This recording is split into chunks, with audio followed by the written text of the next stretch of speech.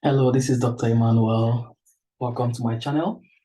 Today, I want us to look at how to approach a suspected cancer case in the PLAB2 examination.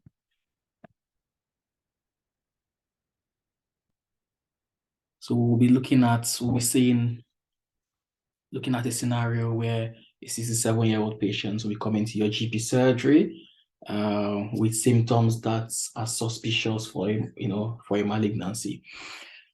So you are the foundation year 2 doctor in the GP surgery. Andrew Williams, a 67-year-old man, has made an appointment to see you. He comes with a complaint of weight loss, abdominal pain, abdominal discomfort, and yellowness of his skin and eyes. The task is for you to speak with him, address his concerns, and discuss initial management. So when you look at a question like this, the first thing you want to ask yourself is, where am I? Okay? Before we go into the approach, let's just revise the competencies or the domains that you have been assessed, that have been assessed in the PLAB2 examination. So in the PLAB1 examination, a lot of your theoretical knowledge has been assessed. In the PLAB2 examination, you have to apply that knowledge. So the PLAB2 examination is an applied examination. You're applying the knowledge, and you're also, demonstrating your communication skills, your fluency, your empathy, okay, and your decision-making skills, your ability to interpret, the history, interpret your examination findings, interpret relevant investigations, and come up with the appropriate management plan or decision. So those are the three competencies or domains that are being assessed in the PLAB2 exam. So what's our approach? First of all, we need to ask ourselves, where am I? If you watch the previous videos I've done on some other PLAB2 scenarios or stations, you will see that this is always the first question I recommend you ask yourself. Of course, you can have your own strategy. That's why you're an individual. You can have your own strategy. But what I usually recommend is ask yourself where you are. It's very important. For someone who has not worked or had experience in the NHS, you may not really understand how important it is to ask yourself that question. But after passing your PLAB2, because I believe even without listening to my video, you will still do very well. You still have a chance of doing very well in your PLAB2. So the essence of this video is just to, help someone out there have a better understanding of how to approach this exam. The reason for asking yourself is, if you are in a GP surgery, the things you do, especially when it comes to investigation and management, will usually be different from what you would do if you were in A&E or if you were in a specialist clinic in a hospital. Let's say, say fracture clinic that is being run by the, orthopedic team, or let's say you were in a gynae clinic. Okay, so what you will do sometimes, or sometimes to a large extent, differs from what you will do if you were in a primary care setting, which is a GP setting. So you're in a GP surgery. Who am I seeing? You're seeing Andrew Williams, a 67-year-old gentleman. And why has Andrew come in? So another thing you need to do is when you ask the patient, you say, you should, hello, I'm Dr. Emmanuel. I'm one of the doctors on duty today. Are you Andrew Williams? He will say yes. He'll say, is it okay if I call you Andrew? Or you say, how would you like to be called? Or is it okay if I call you Andrew? He'll say, yeah, Andrew is fine. Okay. And then you ask him, what brings you to the practice today? And he will tell you, oh, doctor, I've come in with weight loss, abdominal discomfort, yellowness of the eyes. Of course, the first thing you would want to do is to try to explore the symptoms. But then it's also very, very important, for you to say, okay, yes, I understand you've come in with these symptoms of weight loss, abdominal discomfort, and yellowness of the eyes, and you seem really worried about this. Okay, and you're like, is there any particular thing you're worried about? He will tell you, the doctor, I'm afraid I might have cancer. And you're like, okay, yeah, I understand. I can see you're really worried. And why exactly, are you worried that this could be cancer? So you need to explore that. Okay. And then you say, okay, so having come here today, what were you really expecting to get out of this consultation? Because the patient might have come to say, okay, yes, doctor, I want to be referred. That's his expectation. I want to be referred to the cancer specialist. I want to have some blood tests. I want to have, my tell you, I want to have an X-ray of my abdomen. I want to have a CT scan, whatever his expectation is. You need to find out early enough so you know how to address, his concerns and what to tell him in the management. So you have to explore the symptoms, do your history of presence and complaints, try to find out when each of these symptoms started and how they've progressed. Remember, you have just 8 minutes in each station, so you don't have the whole time to do a very detailed history-taking, detailed examination. You need to ask specific questions. For how long have you been, have you lost weight? How much weight have you lost? He might tell you have lost, 5 stone or 3 stone over the last 6 months.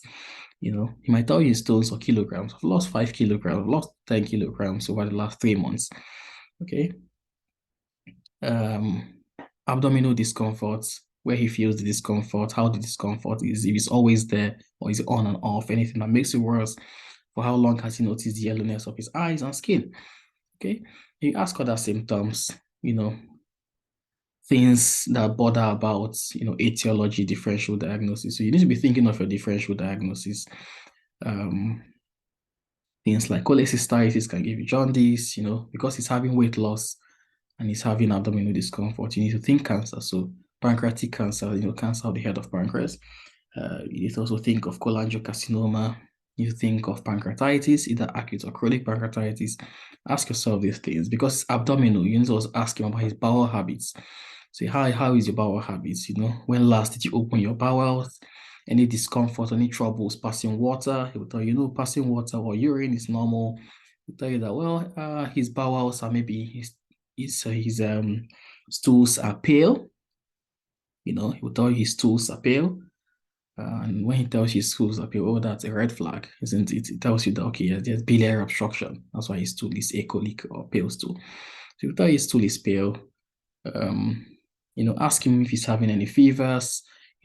Say, okay, so Andrew, do you feel hot and cold? That's how you ask that. Have you felt feverish? Have you felt hot and cold? He might tell you no or yes. Ask him if he's had any family history of cancers. Ask about his past medical history. You ask him, have you got any past medical history, like high blood pressure, diabetes, anything? He might tell you, oh yeah, I've had a hip replacement, 5 years ago, or I'm diabetic, or I have got, aortic stenosis or whatever. So can you on any medications? Have you got any allergies? Very brief questions. And then you say, okay, Andrew, I've heard everything. You try to summarize. You said you've had weight loss over the last 3 months. You've lost about, 2 or 3 stone over the last 3 months, and you'll be having this upper abdominal discomfort. And you've also noticed that your skin and your eyes have been yellow over the last 2 months, and it appears to be getting worse. You've also mentioned that your stool has become pale, and you're very worried that you might have cancer. I understand your worries.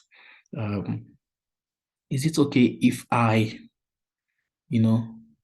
just if I quickly examine you? So because the examiner might, now in this case, when you get to this point, the examiner might tell you the examination findings, because it's 8 minutes, he might not really allow you to examine the patient. Once you tell him you would like to examine the patient, he'll give you examination findings. He'll tell you the patient is jaundiced, yellow eyes, yellow skin, patient look cachetic. His abdomen is mild and he's soft and mildly tender in the epigastric region. Rectal examination or perectoral examination is normal. So you give you examination findings.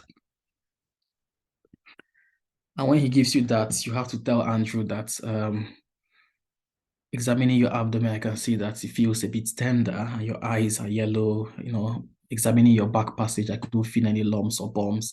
I couldn't also feel any lumps or bumps in your tummy. That I'm a bit worried because of these symptoms you've described. You've lost weight, and your eyes are yellow, you've got some mild abdominal tenderness. Tenderness is a common word here, so it's not a medical jargon. Okay, most British people understand what tender means. They understand that tender actually means painful when touched. So it's not a medical jargon. They understand tenderness. So you say he feels mildly tender, that I'm a bit worried that something serious may be going on. Of course, that's why he's come, because he's also worried that something serious may be going on. Then that what we need to do, what we advise is that we usually want to do some blood investigations first of all. And when we've seen these blood investigations, we'll consider, the need to refer you to the hospital. When you now say you do some investigations, the examiner usually will ask you what investigations you want to do. Of course, because you want to exclude a CA head of pancreas. And another thing is, if you need to understand how it works in the UK primary care setting, and that's the thing you need to understand. So how it works when you're suspecting that the patient may have a cancer, or in this situation, pancreatic cancer, you don't just refer them immediately. You can only refer them immediately if you think they're having cholangitis. Like the patient is jaundiced, patient is having abdominal pain, patient is having a temperature, you're like, okay, yes, person is having acute cholangitis. You have to refer them immediately. So you give a phone call to the surgical registrar on call in the hospital. Remember, you're in primary care. So you call the hospital and you speak with the surgical registrar on call and refer. And then depending on if this patient has a means of transport, if someone can transport this patient, so that person will take him to the A&E. If nobody's available to transport this patient, you call the ambulance, you book an ambulance, you tell the admin team, your GP, book an ambulance to carry this patient to A&E. That's if you think this patient needs immediate attention. If you think this patient is not having acute cholangitis, he's having jaundice, weight loss, abdominal discomfort, pale stools, but he's not febrile, he's not tachycardic, he's not systemically unwell, you're not suspecting acute cholangitis that needs urgent surgical intervention with antibiotics and whatever, you would tell him that the protocol, usually what we'll need to do some urgent blood tests. So from the GP surgery, you take his blood, you send it off to the hospital, or you tell him, okay, you book an appointment, we'll take your blood sample, send it off to the hospital lab. The results usually come back within the next few days. Maybe within 2 to 3 days, you have your results. Usually within 2 days, your results will be back to your GP surgery. You review his blood results, and then you can book him another appointment to discuss the results. So because this is an exam, this is not a real life scenario. This is an exam. Once you tell the patient, once you say, Andrew, I would like to request some investigations, do some blood tests. The examiner asks you, what blood test will you want to do? Of course, you have to mention amylase because you're thinking of pancreas. You have to mention liver function. You have to say you want to do a full blood count to look at his hemoglobin level. Hemoglobin is also a commonly used word here. So your blood level, your blood counts, your hemoglobin level, your kidney function, liver function, your thyroid function. Is losing weight. You want to check a thyroid function. You want to screen for diabetes, HbA1c. And because he's a man, you want to do a PSA, okay? Because he could have prostate cancer with metastasis to the retroperitoneal space, okay? Giving him biliary obstruction. So you want to do all of those. And then the examiner will give you the results usually. He'll tell you that ALP is raised, bilirubin is raised. He might tell you ALT and AST are normal, HbA1c may be raised because CA head of pancreas can give you diabetes, secondary diabetes. He might tell you amylase may be normal or slightly raised, whatever, because if it's acute pancreatitis, amylase will usually be high. When you see a head of pancreas, amylase may be normal. We tell you full blood count, rest of your blood investigations are normal. And then you have to tell Andrew, I've had a look at your blood tests, and your blood tests are suggesting that you might have what we call biliary obstruction, which means the bile your liver produces is not flowing down into your bowels, okay? And that's why your stool is pale. And that we would need to find out what is causing this obstruction of your biliary tract, okay? We need to find out what is causing this. That unfortunately, there are different things that could cause this, and unfortunately, a tumor might be one of such possibilities. Try to say it empathetically. Try not to frighten him. You tell him that I'm not saying you have cancer. I don't mean to scare you unnecessarily. I'm not saying you have cancer. But what I'm trying to say is that I suspect that something serious may be causing this blockage. And I think we need to refer you following the cancer referral pathway. Okay. What do you think about this? Check what he thinks. Okay. Because it's his body. He has the right to tell you, no, doctor, I don't want that. I don't want any cancer referral. I'm not going to the hospital. He has the right to say that. So check whether he's in agreement with what you're saying. That's advice will need to refer you based on this cancer pathway. I'm not saying it's cancer, but usually when we suspect, when we want to rule out something sinister or serious, this is the pathway we usually use. Most patients is just seriously, genuinely worried will agree with you. Tell you, doctor, I think that's necessary. I think we need to find out what is causing this. Okay. You still tell him, I don't mean to scare you, but I think this is important. That usually we'll need to do what we call a two-week wait referral, which means that usually, ideally, you should be seen by the specialist within 2 weeks from the point of referral. And what you will likely have in hospital is they might do a CT scan of your chest and tummy to find out if there's anything, to be worried about. If you haven't heard from the hospital within the next 1 week, because usually the hospital will send the patient a letter telling the patient when they will be having their appointment. So if you haven't received the appointment date within the next 1 week, kindly let us know so that we can, we can expedite, things with the hospital. So the most important thing is your communication. You're trying to pass the message to the patient that something serious might be going on, but you haven't confirmed if he has a cancer or not. So you can't just, unnecessarily put him through so much anxiety and worries. You haven't confirmed that. He himself is worried. He may not even be very worried. That's the truth. But you are worried because you know the telltale signs or the red flags that could suggest the pancreatic cancer. Because you're a doctor, you know that, and you have to pass that message to him in a very sensitive way. Okay? So the hallmark is communication in this station and also understanding how the structure of the NHS works. If you're in another country, you might see these patients, you might just decide to refer to the surgeons immediately, depending on how things work in your country. You are not wrong if you do that. But how things work in the NHS is quite different. First of all, you have to do the bloods. If he's not, as we said, if he's not, systemically unwell, if he's not toxic, having fever, tachycardia, you have a few days to send off his blood results, review the blood results, discuss the results with him. Okay, ask him how he's been the last few days, in the last 2 to 3 days, and then explain to him that the results suggest there's a blockage in his biliary tract. That's why he's having pale stools. And what this thing means is that ideally we want to find out what's causing this blockage, because it may be something serious, maybe something sinister, that we'd like to refer you to the hospital to have further investigations. That's where I don't mean to scare you unnecessarily. I'm not saying you have cancer.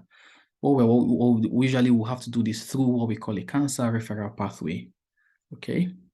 So that you are seen as quickly as possible within the next 2 weeks. Do you understand? Are you following me?